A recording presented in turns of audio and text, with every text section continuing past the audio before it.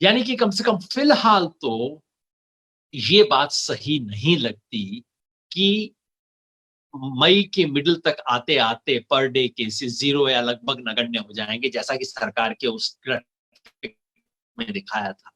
ये बात कहीं ज़्यादा सही लगती है कि अभी बढ़ रहा है और ये कहीं जून के मिडल में जाके, जुलाई के शुरुआत में जाके अपने पीक पे पहुँचेगा, इसका खतरा है।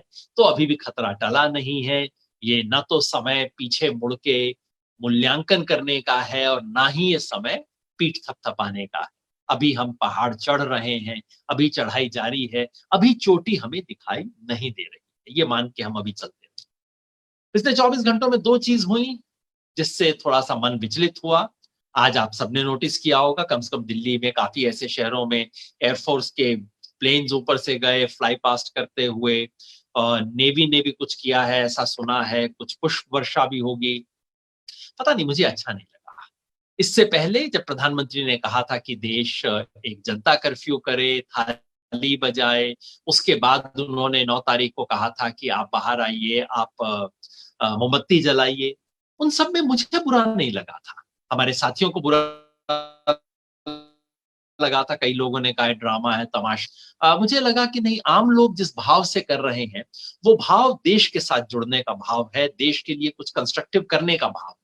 इसलिए मैं उसके विरुद्ध नहीं था। लेकिन आज जब ये आर्मी का और ये एयरफोर्स का ये सब मैंने देखा, थोड़ा बहुत सुना, कुछ मन में अच्छा नहीं लगा। इस देश की आर्मी कोई छोटी इंस्टीट्यूशन नहीं है। परसों हमारी नेवी के रिटायर्ड एडमिरल, एडमिरल मतलब जो नेवी का जनरल होता है उसे एडमिरल बोलते हैं।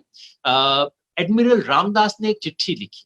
उन्होंने कहा कि नेवी में ये सब काम या आर्मी में ये सब चीजें हम केवल तब किया करते हैं जबकि जब विक्ट्री मिले हमें, हमें कोई और अभी कोई विजय तो मिली नहीं है। तो इस तरह की चीजें करना बहुत अच्छी चीज नहीं है। इससे कोई अच्छा संदेश नहीं जाता, बहुत पॉजिटिविटी नहीं आती। और यूँ भी उन्होंने कहा और मैं भी सहमत हूँ, देश के 3 जनरल एक साथ प्रेस कॉन्फ्रेंस एड्रेस करें और सिर्फ उसके आखिर में बताएं कि हम फूल बरसाएंगे, हम फ्लाई पास्ट करेंगे, सेरेमोनियल चीजें करेंगे। ये कहने के बजाय देश ने अपेक्षा की थी कि वो आके बताएंगे कि आर्मी इस घड़ी के अंदर देश के लिए क्या कुछ कर सकती है, हो सकती है आर्मी। तो वो खबर आती तो कहीं बेहतर रहता। ये नहीं आ सकी, इससे थोड़ा-सा निराशा ज़रूर होती है, थोड़ा अच्छा नहीं लगा। और दूसरी चीज़ जिससे मुझे बेहद बुरा लगा, वो था ये जो ट्रेन्स चल रही हैं, मैंने बार-बार कहा था ट्रेन्स चलनी चाहिए और कल आपको याद है मैं थोड़ा-सा कन्फ्यूज़ था।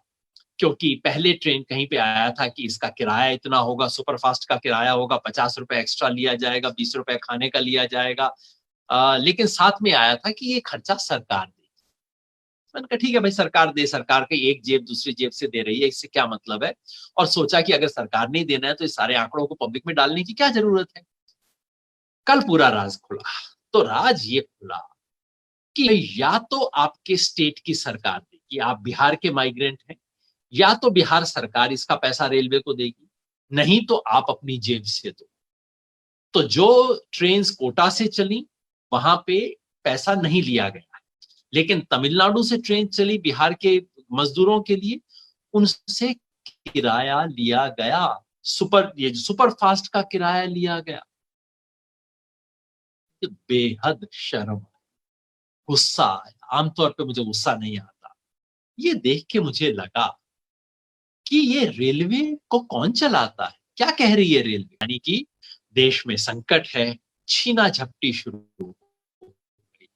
आगे क्या होगा? उसके नक्शे बनने शुरू हो गए हैं और जब ऐसे नक्शे बनते हैं, तो उसमें जो ताकतवर लोग होते हैं, वो अपनी पसंद का नक्शा बनवाते हैं। वो कहते हैं बड़े-बड़े इंडस्ट्री, बड़े-बड़े उद्योग, बड़ी-बड़ी कंपनियाँ कहेंगी हाय हमारा इतना घाटा हुआ। एयरलाइंस वाले आके कहेंगे देखिए तो हमारा तो बिल्कुल धंधा डूब गया। अब आप हमें इतने करोड़, हज़ार करोड़ रुपए का अनुदान नहीं देंगे तो हमारा कैसे काम चलेगा? फिर हॉस्पिटैलिटी इंडस्ट्री आएगी, 5 स्टार होटल आएँगे, वो कहेंगे हाय हमारे तो 5 स्टार होटल बंद हो गए। सही बात है। वो कहेंगे आप हमारे को दीजिए स्टिमुलस, इसके लिए सबके लिए स्टिमुलस शब्द का इस्तेमाल किया जाता है। तो चारों तरफ से स्टिमुलस की मांग होगी। कोई 5 स्टार होटल के लिए, कोई हवाई जहाज के लिए, कोई बड़ी कंपनी आके कहेगी हमारी टेलीकॉम को इतना नुकसान हुआ, टेलीकॉम को हालांकि नहीं हुआ है, दूसरी इंडस्ट्रीज के अंदर कहा जाएगा हमें इतना नुकसान हुआ, कार बनाने वाली कंपनी कहेगी हमारा इतना नुकसान हुआ, और सब सरकार के गर्दन पे हाथ रख के कहेंगे अगर आप हमारी मदद नहीं करेंगे तो अर्थव्यवस्था डूब जाएगी। इनमें से कई बातें सही होंगी, उनका ध्यान करने की जरूरत है, बहुत सेलेक्टिव होने की जरूरत है, इनका भी मदद करने की कोई तरीका ढूंढना होगा। लेकिन ये वक्त है ध्यान से सोचने का कि हम अर्थव्यवस्था को कहां ले जाना चाहते हैं। किसी ने बड़ी सुंदर बात कही थी, कहा कि इतना दिन घर में रहने के बाद आपको लगा नहीं कि कितनी चीजें आप जो करते थे, जो आज आप नहीं कर पाए पिछले 40 दिन से, उनमें से कई चीजें हैं जो करने का अभी भी मन करता है कि बस कल छूट जाए तो मैं करूंगा।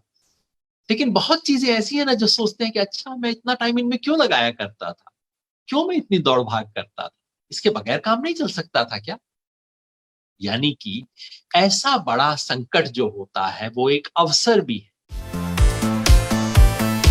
अगर आपको हमारे वीडियोस पसंद आए तो प्लीज लाइक करें, सब्सक्राइब करें और शेयर करें।